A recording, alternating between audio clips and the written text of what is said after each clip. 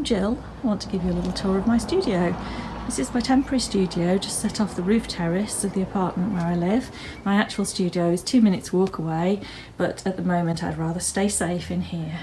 So here we are. Here's a little overview of a very small space, just to give you an idea, and then I'll go a little bit closer in and show you what I'm actually working on at the moment. So here's a wall of paintings that I'm working on. So some of this is current work, most of it's current work underway. There's a painting on here actually that I've just sold this morning, but most of this is work that will be appearing in my open studio event. I have various bits of work in various stages. So this is just to give you a bit of an idea of what I'm working on at the moment. I have lots of small work of different sizes really. I've got some small works on paper, I've got some first stages of work on boards. I tend to work on wooden birch panels and also some work on paper. I like the mixture of the two. Here is my setup with my brushes and the palette that I'm using at the moment. I like to keep things quite neat and tidy and be able to find everything, especially in a space this small.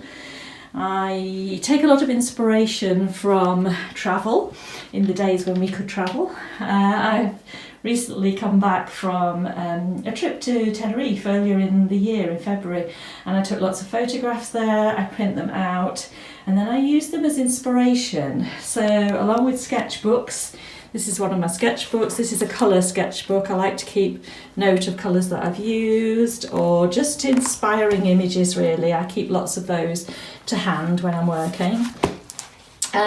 Also on here you can see some underpainting. So this is just some work on paper and I start with just some underpainting. I tend to use colours I wouldn't normally use and I tend to just work from things like these kind of mood boards.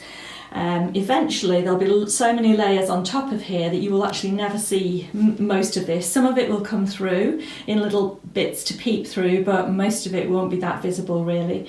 I love to work like that because it makes it very experimental. There's another bit underneath the table, again colours that I would never normally use, but like bits of that like bright blue will pop through, bits of the pink, bits of the yellow. I'll get to the stage where I've got something like this, where you can see a little bit of the orange peeping through from along the history. I like a bit of hidden history in my work, so it's quite nice to be able to show you the starting points which people don't often see.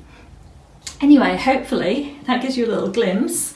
I'm very lucky because the sun's shining in today, and when I've finished I just pop out onto my lovely roof terrace. Just feel very lucky to have this at the moment.